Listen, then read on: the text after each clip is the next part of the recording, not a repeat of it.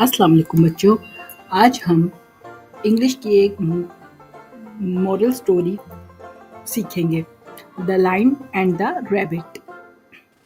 Once there was a lion in the jungle who used to kill 2 to 3 animals daily for his meal. All animals went to him to tell that daily one of them will come to him for his meal. So the lion agreed, and this started going for many days. One day it was Rabbit's turn. When he was on his way, he saw a well. Now he plans to kill the lion and save himself. He went to Lion and told him that there is another lion who claims to be more powerful than him.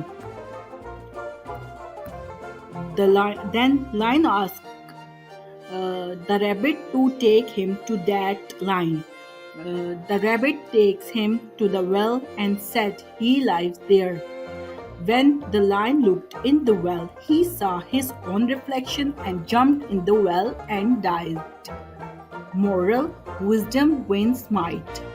बच्चों, इसका नतीजा ये निकला कि अक्लमंदी से हमें हर जगह काम लेना चाहिए। तो उसकी अक्लमंदी की वजह से, रैबिट की अक्लमंदी की वजह से वो बच गया।